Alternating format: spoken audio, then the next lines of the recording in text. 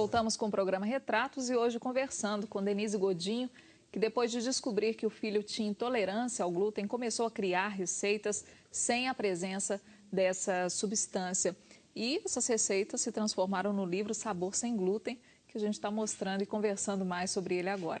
Denise, você estava contando para a gente no último bloco das tentativas de todo esse processo de pesquisa que foi muito exaustivo e você não desistia, se tornou um desafio para você.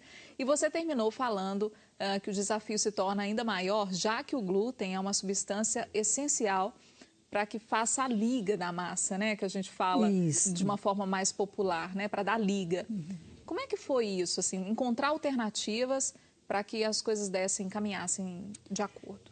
Ô, Adriana, foi testando mesmo. O glúten, ele, se você fizer um teste, colocar uma água no trigo e vai lavando aquele trigo, vai lavando, ele vai saindo a cor branca e vai ficando uma goma. Aquilo ali é o glúten. Aquela goma.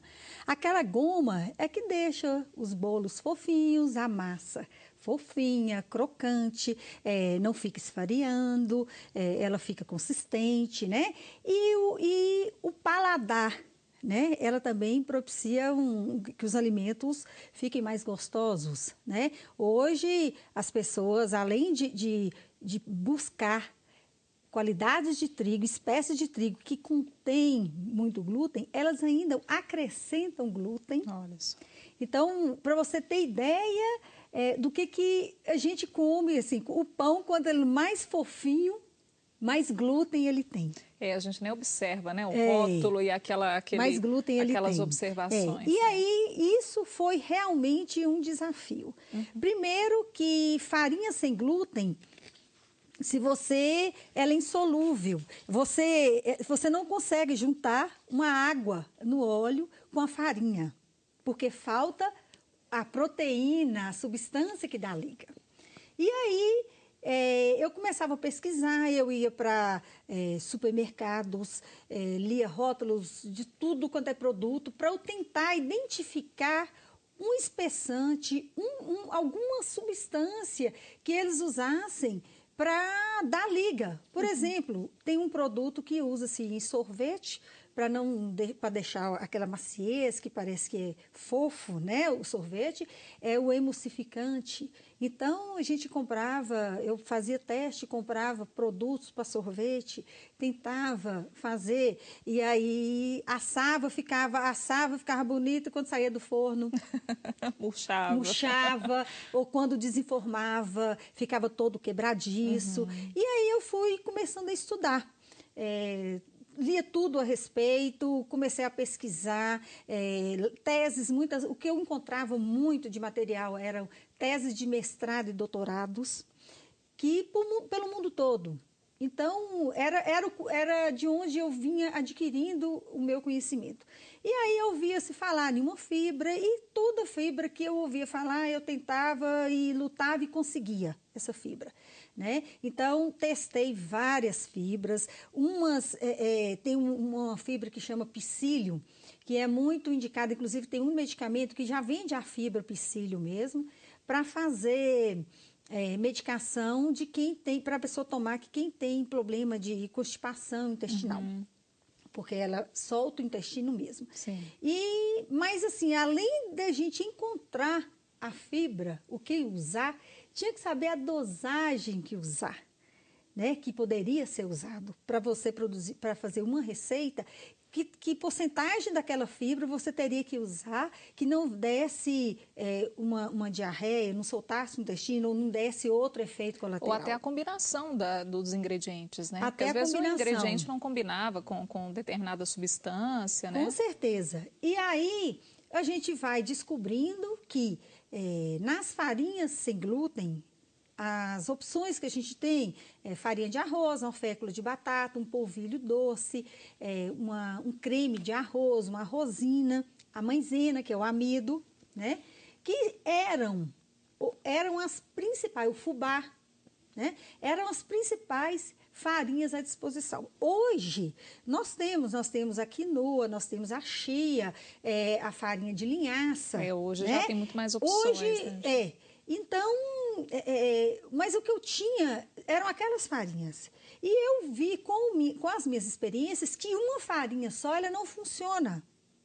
Mesmo eu utilizando a fibra que vai dar a liga, ela não funciona tão bem.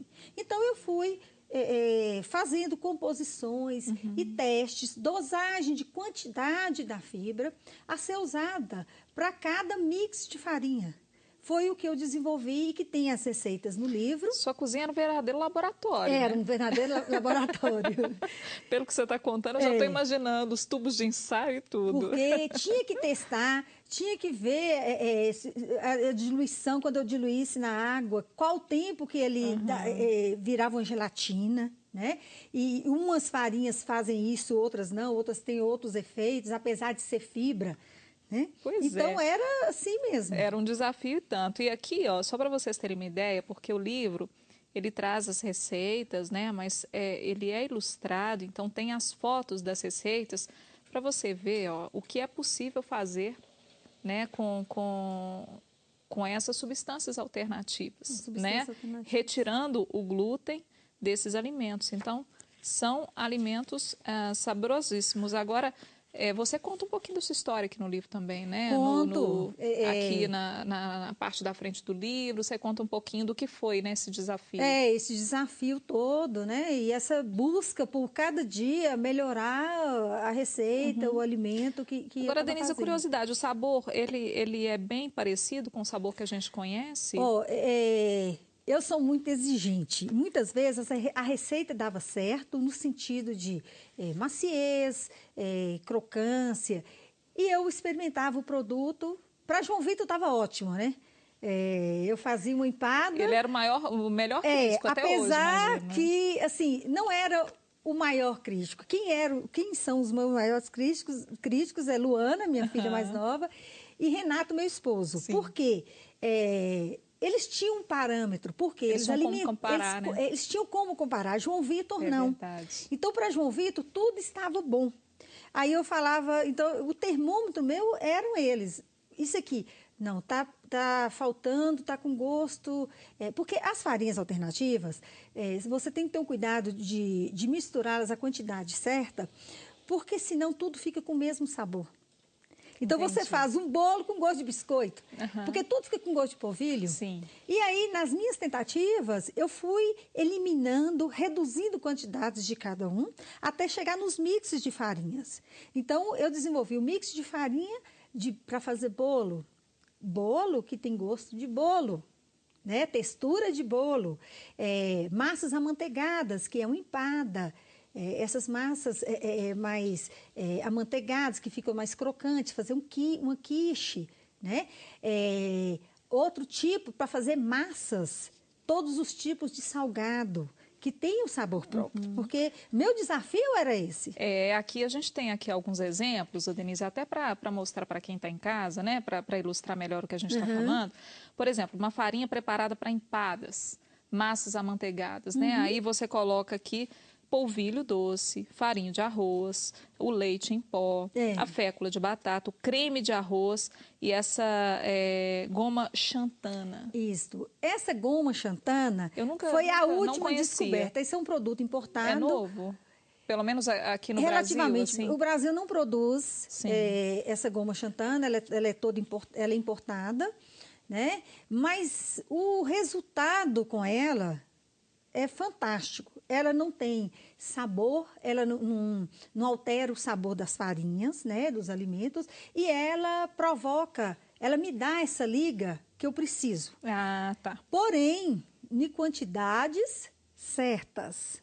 Porque nas minhas experiências, eu ficava maravilhada com essa fibra que eu havia descoberto, e aí, se eu colocasse um pouquinho a mais, a massa já não dava ponto por excesso de liga. Entendi.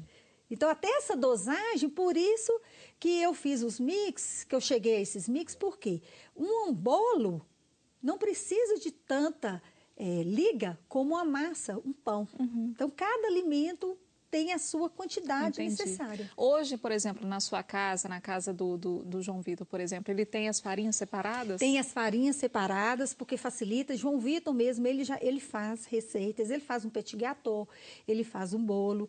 Então, o livro são as minhas experiências, né? São as minhas dicas e experiência do que eu passei. Né? Que eu tenho certeza que uma mãe que recebe um diagnóstico do filho no consultório hoje, vai falar, e aí?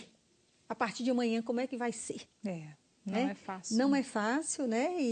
Mas hoje, com amor, e eu já dava graças a Deus, para mim já era uma grande graça que eu tinha alcançado de ter descoberto. Pois é. Agora era por minha conta.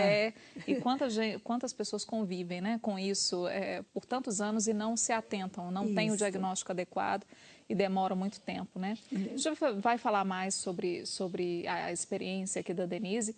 Estou vendo que aqui também no livro, né, O Sabor Sem Glúten, tem algumas dicas, principalmente para as escolas, o que comprar no supermercado, o que observar na hora de fazer as compras. Em casa, como é que a gente organiza, né, todo esse processo de gastronomia, de culinária, para a gente se precaver um pouquinho, principalmente quem tem pessoas da família com intolerância ao glúten. Daqui a pouquinho o Retrato está de volta.